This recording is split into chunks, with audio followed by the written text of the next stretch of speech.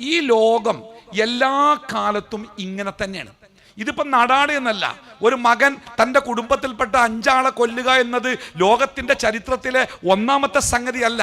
ഒരു പെൺകുട്ടി ഒരാൺകുട്ടിയുടെ കൂടെ മാതാപിതാക്കൾ തടഞ്ഞിട്ടും ആ തടവ് ശ്രദ്ധിക്കാതെ ഒരു പ്രേമിച്ച ചെറുപ്പക്കാരൻ്റെ കൂടെ മാതാപിതാക്കളെ കണ്ണീരിലാത്തി നടങ്ങിപ്പോകുക എന്നുള്ളത് ഈ ഭൂമിയിലെ ഒന്നാമത്തെ സംഗതിയല്ല. ഇതൊക്കെ ലോകത്ത് മനുഷ്യന്മാർ ജീവിക്കാൻ തുടങ്ങിയ കാലം മുതലേ ഈ ലോകത്ത് നടന്നുകൊണ്ടിരിക്കുന്ന സംഗതികളാണ്. ആദ്യം അത് മനസ്സിലാക്കുക. ഈ ലഹരിയും ഈ നിരീശ്വരവാദം, ഈ സ്വതന്ത്രവാദം, ഈ ലിബറലിസം ഇതൊന്നും പുതിയതല്ല. ഇതൊക്കെ പണ്ടേ ലോകത്തുണ്ട്. വേഷം മാറി പല രൂപത്തിൽ. ഇപ്പൊ നമ്മൾ സ്വവർഗരതിയെ കുറിച്ചൊക്കെ ഈ എന്താ പറയാ, ഈ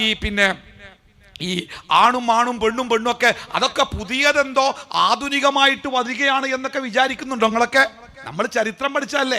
ലൂത്ത് നബി അലൈഹി സ്വലാത്തു വസ്സലാമിന്റെ കാലഘട്ടത്തിലെ ആ സമൂഹത്തിലെ ആ രാജ്യത്തെ ജനങ്ങൾ മുഴുവനും സ്വവർഗാനുരാഗികളായിരുന്നു. ആരും ബേജാറാവണ്ട, ലോകം ഇങ്ങനെ തന്നെയാണ്. ലോകം ഇങ്ങനെ തന്നെയാണ്. അതുകൊണ്ട് തന്നെ ലോകത്ത് ഈ തിന്മകളൊക്കെ ഉള്ള കാലഘട്ടം മുമ്പുണ്ടായിട്ടുണ്ട്. ആ തിന്മകൾ ഉണ്ടായിരുന്ന കാലഘട്ടത്തിൽ ജീവിച്ച മനുഷ്യന്മാരെ തന്നെയാണ് നന്മയുടെ ലോകത്തേക്ക് പിന്നീട് കടന്നു വരുന്നതായി നമ്മൾ കണ്ടത്. ആരായിരുന്നു ഉമറുൽ ഫാറൂഖ്? ആരായിരുന്നു ഉമറുൽ ഫാറൂഖ്? ആ മക്കയിലെ ഏറ്റവും മോശപ്പെട്ട മനുഷ്യന്മാരുടെ പട്ടികയിൽ ഒരു പേരില്ലായിരുന്നു ഉമറിന്റെ പേര്? നബി സല്ലല്ലാഹു അലൈഹി വസല്ലമ രണ്ടാലൊരു ഉമറിനെ കൊണ്ട് ഇസ്ലാമിന് ശക്തി പകരണമേ എന്ന് പ്രാർത്ഥിച്ചപ്പോൾ സഹാബത്ത് അടക്കം പറഞ്ഞില്ലേ, ഖത്താബിന്റെ മകൻ, ഖത്താബിന്റെ കഴുത നന്നായാലും ഖത്താബിന്റെ മകൻ ഉമർ നന്നാവൂല എന്ന് ആളുകൾ അടക്കം പറഞ്ഞില്ലേ. എന്നിട്ട് ഖത്താബിന്റെ മകൻ നന്നായോ? നന്നായി എന്നല്ല, ലോകത്തിന്റെ ചരിത്രത്തിലെ ഏറ്റവും നല്ല മനുഷ്യന്മാരുടെ പേരെഴുതുമ്പോൾ ആ പേരിൽ ഏറ്റവും മേലെയുള്ള ഒരു നമ്പറിൽ ഖത്താബിന്റെ മകൻ ഉമറിന്റെ പേരെഴുതാൻ എങ്ങനെ സാധിച്ചത്? അവിടെയാണ് എനിക്ക് എൻ്റെ പ്രിയപ്പെട്ടവരോട് പറയാനുള്ളത്. ലോകത്തിലെ മനുഷ്യന്മാര് പല തെറ്റുകളും പല കാലത്തും പല കോലത്തിലും ചെയ്തിട്ടുണ്ട്. ആ മനുഷ്യന്മാരെയൊക്കെ സംസ്കരിച്ച് നല്ല മനുഷ്യന്മാരാക്കിയിട്ടുണ്ട്. ആരാ സംസ്കരിച്ചത്? അതാണ്. ആരാ സംസ്കരിച്ചത്?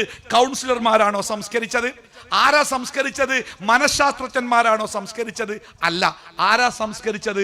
പ്രവാചകന്മാരാണ് സംസ്കരിച്ചത്. അല്ലാഹു തആല ഖുർആനിൽ പറയുന്നുണ്ട്, വമാ അർസൽനാ മിൻ ഖബ്ലിക മിർ റസൂലിൻ ഇല്ലാ നൂഹി ഇലൈ അന്നഹു ലാ ഇലാഹ ഇല്ലാ അന ഫഅബ്ദുൻ. ലോകത്ത് എക്കാലത്തും മനുഷ്യരെ നന്നാക്കിയത് ഈ ഒരു മുദ്രാവാക്യമാണ്, ലാ ഇലാഹ ഇല്ലല്ലാഹ്. മുഹമ്മദ് മുസ്തഫ സല്ലല്ലാഹു അലൈഹി വസല്ലമ ഏറ്റവും മോശക്കാരായിരുന്ന മക്കയിലെ ജാഹിലിയത്തിലെ ജനങ്ങളെ പ്രവാചകൻ എങ്ങനെയാണ് സംസ്കരിച്ചത് എന്ന് വിശുദ്ധ ഖുർആൻ പഠിപ്പിച്ചില്ലേ. സൂറത്തുൽ ജുമുഅയുടെ 2-ാമത്തെ ആയത്ത്, ഹുവല്ലദീ ബഅസ ഫിൽ ഉമ്മിയീന റസൂലൻ മിൻഹും യത്ലു അലൈഹിം ആയാതി വയുസക്കീഹിം വയുഅല്ലിമുഹുമുൽ കിതാബ വൽ ഹിക്മ വഇൻ കാനൂ മിൻ ഖബ്ലു ലഫീ ളലാലിൻ മുബീൻ. എന്താ അർത്ഥം?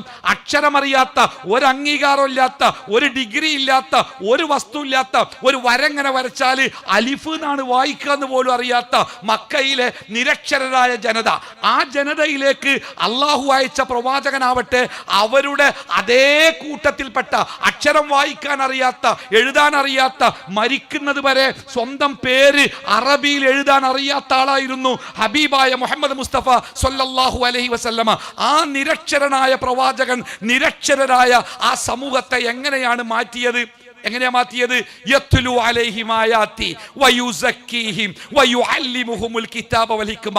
അല്ലാഹുവിന്റെ കിതാബ് അവർക്ക് പഠിപ്പിച്ചു കൊടുത്തു. വയുസക്കീഹിം, ആ കിതാബിന്റെ വചനങ്ങളിലൂടെ അവരെ സംസ്കരിച്ചു. വയുഅല്ലിമുഹും, അവർക്ക് പഠിപ്പിച്ചു കൊടുത്തു അൽ കിതാബ, ആ വേദഗ്രന്ഥം, വൽ ഹിക്മത, അതിന്റെ വിശദീകരണമായ മറ്റു വിവരങ്ങളും പ്രവാചകൻ അവർക്ക് പഠിപ്പിച്ചു കൊടുത്തു. വഇൻ കാനൂ മിൻ ഖബ്ലു ലഫീ ളലാലിൻ മുബീൻ. അതിനു മുമ്പ്, ആ പ്രവാചകന്റെ ആഗമനത്തിനു മുമ്പ്, ആ പ്രവാചകന്റെ പ്രബോധനത്തിനു മുമ്പ് ആ ജനത ഏറ്റവും വൃത്തികെട്ട ഒരു വഴിയിലായിരുന്നു ജീവിച്ചിരുന്നത്. നോക്കൂ നിങ്ങൾ, ലോകത്തിനെ നന്നാക്കാൻ അല്ലാഹു തആല ഈ ലോകത്തിന് അവതരിപ്പിച്ചു കൊടുത്ത നിയമ സംഹിതയാണ് ഖുർആൻ.